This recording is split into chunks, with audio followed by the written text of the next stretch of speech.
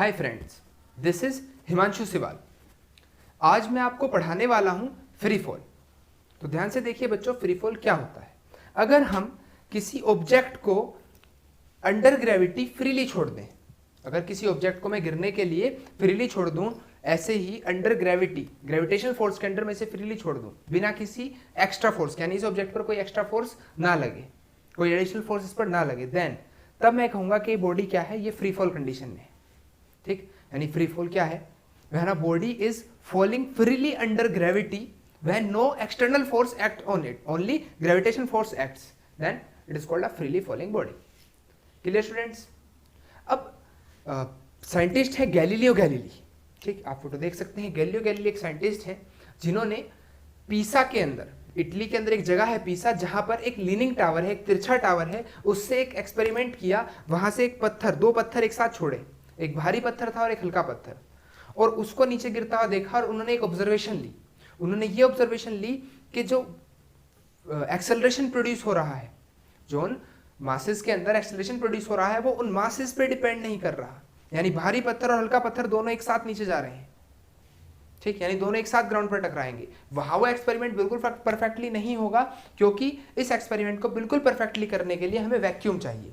मतलब अगर एक वैक्यूम मेरे पास हो और मैं वहां एक बहुत भारी पत्थर और एक हल्का पत्थर साथ छोड़ूं, तो वो एक साथ ही अर्थ पर टकराएंगे। मतलब अर्थ के ग्रेविटेशनल फोर्स की वजह से जो एक्सेलरेशन प्रोड्यूस हुआ, वो एक्सेलरेशन दोनों बॉडीज के अंदर क्या हुआ, सेम प्रोड्यूस हुआ। Clear students? ऐसे ही और साइंटिस्ट ने एक कॉइन और एक पंख एक साथ छोड़ा, वो दोनों नीचे आए वैक्यूम के अंदर। ये एक्सपेरिमेंट मैं आपको दिखा रहा हूं। इस एक्सपेरिमेंट के अंदर एक पंख और एक सेब दोनों एक साथ छोड़े गए हैं और दोनों साथ ही अर्थ पर टकराएंगे। देखिए ध्यान से। Release. तो इस एक्सपेरिमेंट को देख के आपको ये समझ में आता है कि जो बॉडीज हैं, ग्रेविटेशनल फोर्स की वजह से उन पे लगने वाला एक्सेलरेशन क्या है, सेम है। दोनों चीजें बिल्कुल एक साथ जाके अर्थ के पर टकराई। ठीक है, तो फ्री फॉल की डेफिनेशन आपको समझ में आ गई कि कोई बॉडी फ्रीली जब अंडर ग्रेविटेशन फोर्स गिरती है, तब उसको हम क्या बोलते हैं, फ्री फॉल।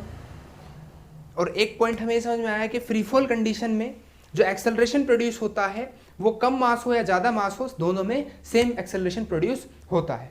अब आप ध्यान दीजिएगा, नेक्स्ट आपका जो टॉपिक है वो है एक्सेलरेशन ड्यू टू ग्रेविटी, और बहुत इंपॉर्टेंट टॉपिक है acceleration due to gravity.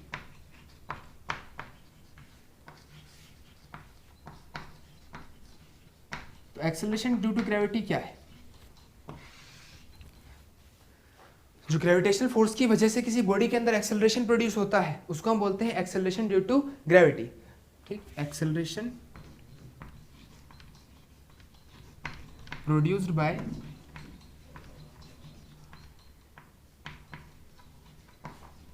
Gravitational force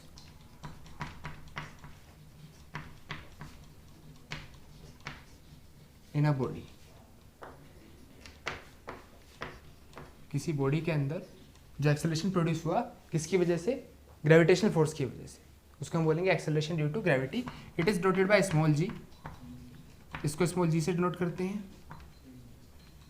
it is denoted by small G. ठीक है, और इसकी जो वैल्यू है बच्चों, वो होती है 9.8 मीटर पर सेकेंड स्क्वायर, जो हमने कैलकुलेट की हुई है। ठीक, एक्सेलरेशन ड्यू टू ग्रेविटी की वैल्यू कितनी है, 9.8 मीटर पर सेकेंड स्क्वायर।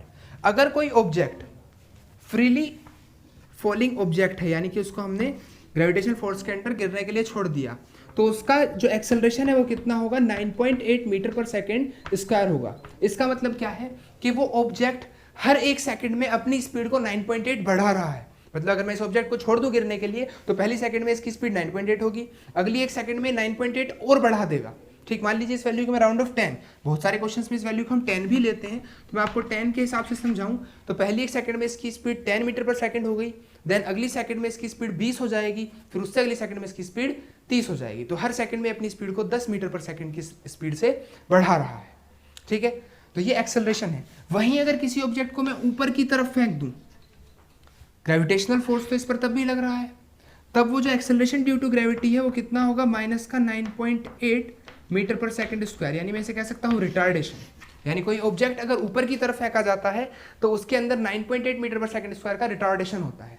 या राउंड ऑफ अगर हम इसको 10 लें और मैं आपको तब समझाऊं ये बात, एक ऑब्जेक्ट 80 की स्पीड से ऊपर फेंक दिया तो हर सेकंड में इसकी स्पीड 10 कम होती जा रही है।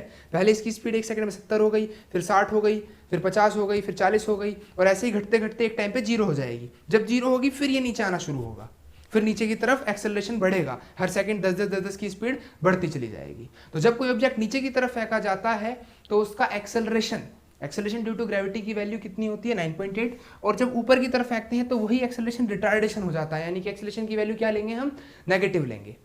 Clear students? चलिए अब बात करते हैं अपने नेक्स्ट टॉपिक की। तो इसी की कैलकुलेशन अगर मैं करता हूं, यानी कि इसका फॉर्मूला अगर मैं ड्राइव करता हूं,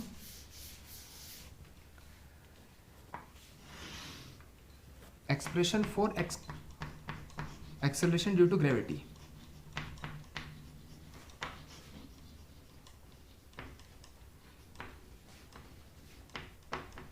expression for acceleration due to gravity. ठीक है, तो कोई ऑब्जेक्ट मैं कंसिडर कर लूँ, लैंग्वेज आप लिख लेना, वीडियो के लिंक में नोट्स दिए हैं, वहां से आप नोट्स डाउनलोड कर लेंगे, उसके अंदर सब कुछ लिखा हुआ है। तो मैं लेट करता हूँ एक ऑब्जेक्ट है जिसका मास कैपिटल स्मॉल एम है, और कैपिटल एम जो है मास ऑफ अर्थ है, स्मॉल एम उस ऑब्जेक्ट का मास है। तो इस मास पर एक फोर्स लगेगा, ग्रेविटेशनल फोर्स, जिसकी वैल्यू हम सभी ने पढ़ रखी है। ग्रेविटेशनल फोर्स कितना होगा, कैपिटल जी एम एम, और अगर इसकी डिस्टेंस अर्थ की सेंटर से आर है तो बाय आर स्क्वायर। ठीक है, इस ऑब्जेक्ट पर जो फोर्स लग रहा है वो मैं न्यूटन सेकंड लॉ की, ये तो according to universal law of gravitation है।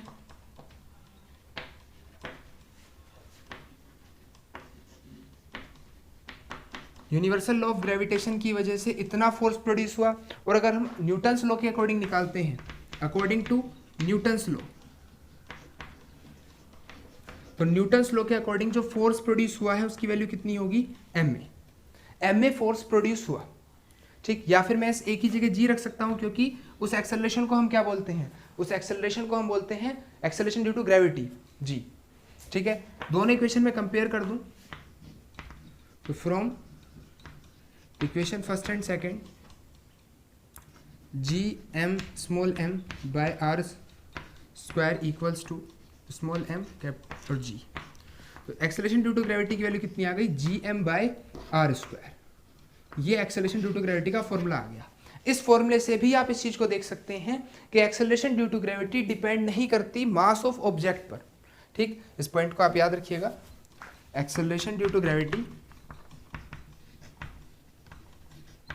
Acceleration due to gravity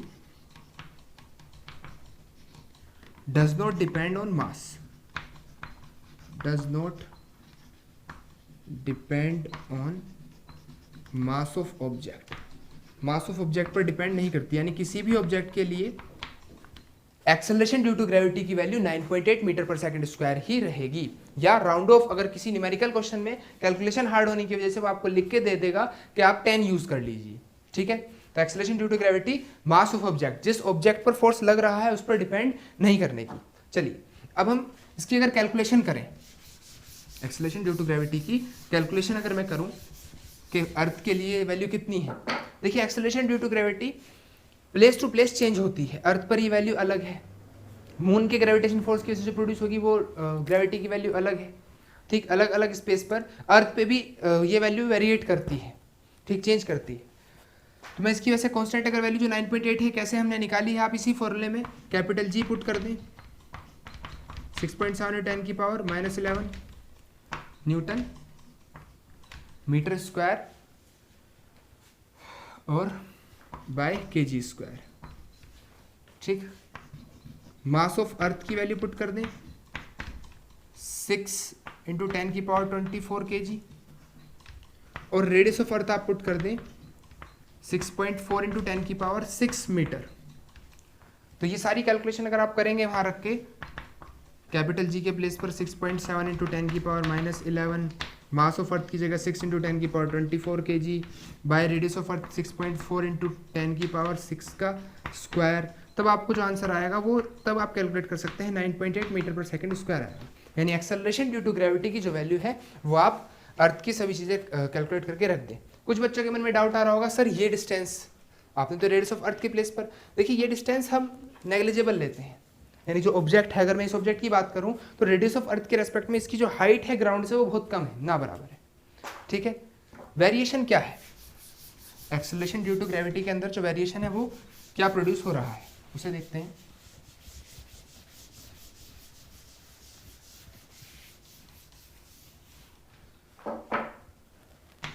variation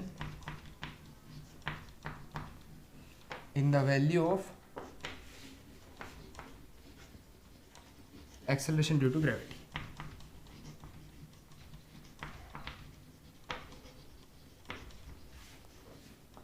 देखिए एक बात तो आप याद रखिएगा, अगर हम अर्थ के लिए बात करें, it is maximum on the surface of earth. Acceleration due to gravity earth के सरफेस पर क्या होती है, मैक्सिमम।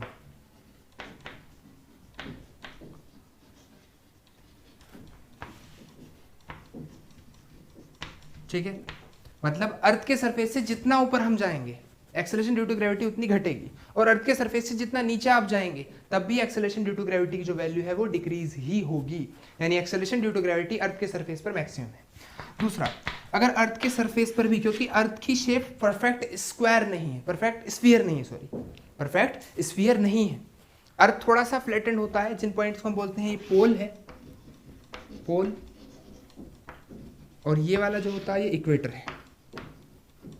ठीक, इक्वेटर्स, तो जो पोल पर ये डिस्टेंस कम है और आर आ रहा है इनवर्सली प्रोपोर्शनल है, फोर्स के फॉर्मूले में इनवर्सली प्रोपोर्शनल आता है, तो एक्सेलरेशन ड्यू टू ग्रेविटी की वैल्यू पोल पर मैक्सिमम है, जी इज मैक्सिमम एट पोल।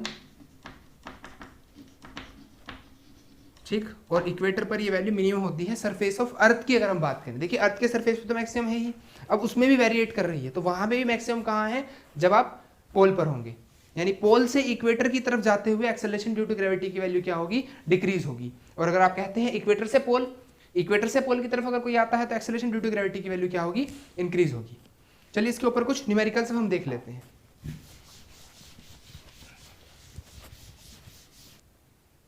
तो ये है आपके सामने क्वेश्चन, इस acceleration due to gravity topic के ऊपर एक क्वेश्चन यहाँ दिया हुआ है। क्वेश्चन है, calculate the value of acceleration due to gravity on the surface of moon. Acceleration due to gravity की वैल्यू मून के सरफेस पर निकालनी है।